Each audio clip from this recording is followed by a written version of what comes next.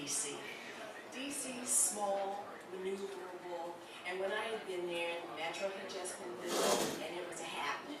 Fast, cheap, went everywhere I wanted to go, and went everywhere I wanted it to go. So I moved here, South Philly. Oh my God. The Broad Street's kind of creepy. Then getting anywhere I wanted to go was not only get on the train, but take a bus, take another bus to get where you wanted to go. Expensive in comparison, and I said very quickly, this ain't gonna work. I need a car. So fate intervened. I found myself back in DC at a party, and in walks my cousin with his wife. He was newly married, about a year and a half. They had a son, and I heard a snippet of a conversation, and it was, you know you need to sell that car. So I said, So I immediately hugged kissy kissy poo poo, and I said, you mean the 1982 navy blue Honda Prelude with the sunroof? You're trying to get rid of that one? And my cousin gave me one of those books to kill. And his wife said, Steve, tell her a price, give her a price. So let me just tell you something about my cousin. He's not my blood cousin, but our mothers hail from the same city. Our fathers were in Korea together. He's got brothers, I've got brothers. We grew up pretty much as Army brats at Fort Dix, and there are pictures of us in those funny outfits where you want to burn them now. So for me, he's family, end of story, full stop. So I said, well, how much do you want for this thing? And he gritted, and he said, $1,000. And I said, oh my God, I didn't have that kind of money, but I had a $100 deposit in my purse, and I gave it to him, and I said, it's a deal, right? So then he kind of nodded, and he said, I'll get back to you with the details. Well, you know what? I didn't have $900.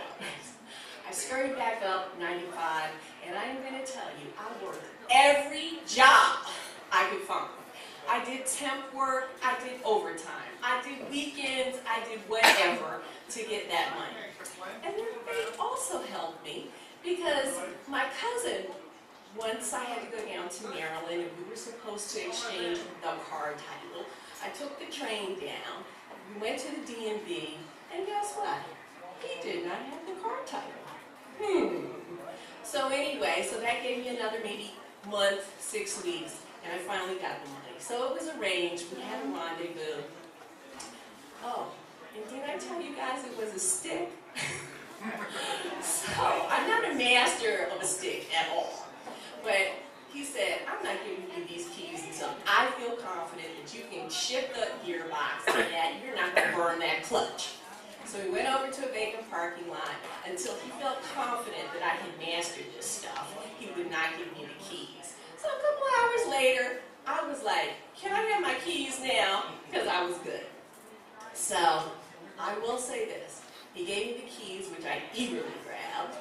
And then he looked at who I was now calling Blue, and he just gave her a look, and anyway, it was something that's imprinted on my brain. So, long story short, I took the car, went up 95, and lost my mind. I veered off. Halfway there, I went to Atlantic City, I went to Brigantine, I went to all these places because I was giddy with having this independent freedom that I had not had before. So anyway, by that time I was not in South Philly anymore, I lived in Thicker Square. And that's a darling little neighborhood with two exceptions. Parking, and there are little gremlins at night. And those little gremlins with smashed car windows for no apparent reason. So I did something interesting. I did this. I made up a little ditty that went like this. I don't have any money. I don't have a thing. I'd appreciate it if you would not take that swing at my windows. And I left it in my car and didn't have any other problems. So anyway, moving forward, I moved to Malvern, Pennsylvania, and far, far away, winding roads, hooting owls, and speed traps. So I stayed there for 5 years until that dreaded ice storm of 1996, I think it was, where I was on the Paoli 252 hill, and we were trying to go up that hill, and blue spurted, spudded, plumped out, and left me. So I was really upset, but I was more upset that I had to walk up that hill, get to the gas station, and call for the tow. I will let you know, I cried my eyes out when they took her away.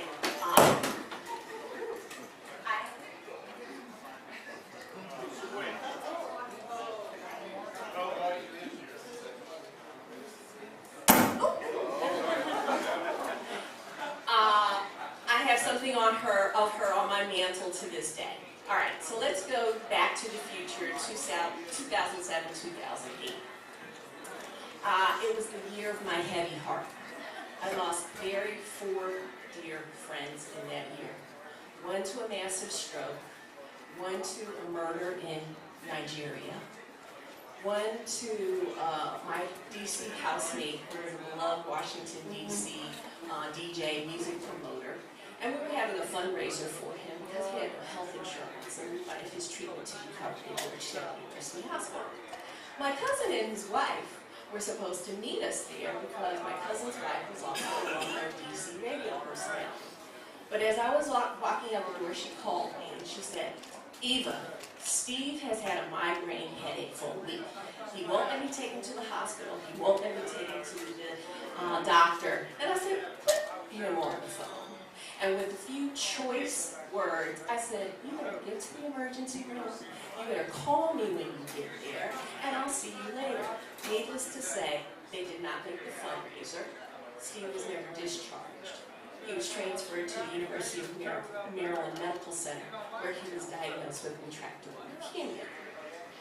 So for several months, I just went up and down 95, trying to take homemade goodies, reading books, and holding these last conversations close to my heart. And one of the last conversations we had was about Blue. And he said, his characteristic deadpan man, "You know I never wanted to sell you my car."